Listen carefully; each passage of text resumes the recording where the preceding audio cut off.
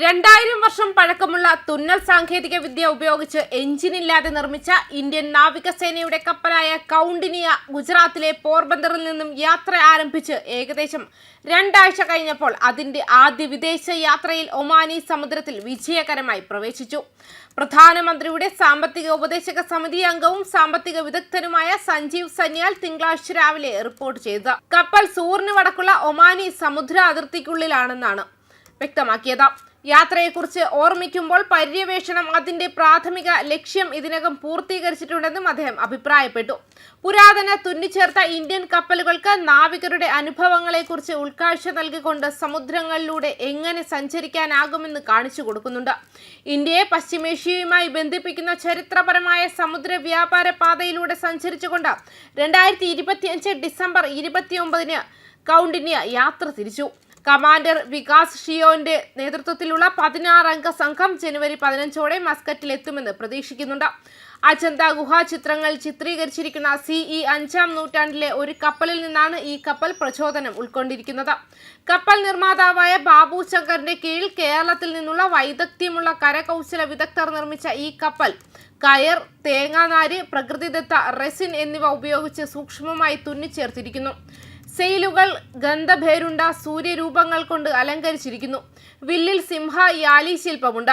ഹാരപ്പൻ ശൈലിയിലുള്ള ഒരു കല്ല് നങ്കൂരം ഡെക്കിനെ അലങ്കരിക്കുന്നു. ഇത് ഇന്ത്യയുടെ സമ്പന്നമായ സമുദ്ര പൈതൃകത്തെ എടുത്തു കാണിക്കുന്നുണ്ട്.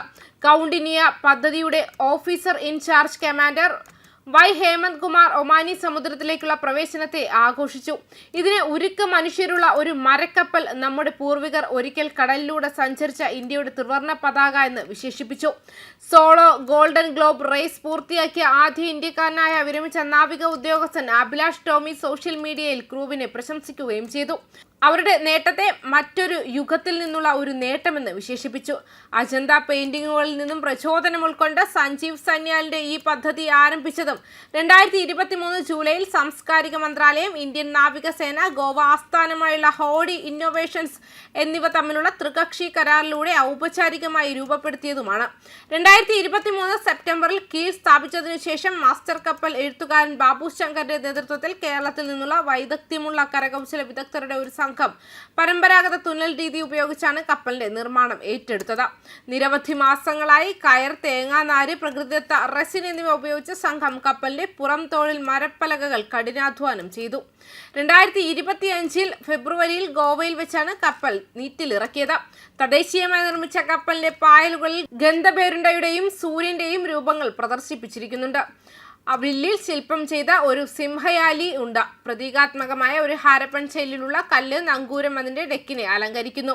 ഓരോ ഘടകങ്ങളും പുരാതന ഇന്ത്യയുടെ സമ്പന്നമായ സമുദ്ര പാരമ്പര്യങ്ങളെ ഉണർത്തുന്നതാണ്. 1-ാം നൂറ്റാണ്ടിലെ ഇതിഹാസ ഇന്ത്യൻ നാവികനായ കൗണ്ടിന്യയുടെ പേരിലാണ് ഈ കപ്പൽ അറിയപ്പെടുന്നത്. അദ്ദേഹം ഇന്ത്യൻ മഹാസമുദ്രത്തിന് കുറുകെ മേക്കോങ് ഡെൽറ്റയിലേക്ക് കപ്പൽ കയറി. അവിടെ അദ്ദേഹം ഒരു കംബോഡിയൻ രാജകുമാരിയെ വിവാഹം കഴിച്ചു. ഇന്ത്യയുടെ ദീർഘകാല സമുദ്ര പര്യവേക്ഷണം, വ്യാപാരം, സാംസ്കാരിക വിനിമയം എന്നിവയുടെ പാരമ്പര്യങ്ങളുടെ മൂർത്തമായ പ്രതീകമായി ഈ കപ്പൽ വർത്തിക്കുന്നു. ന്യൂസ് ഡെസ്ക് കർമ്മ ന്യൂസ്.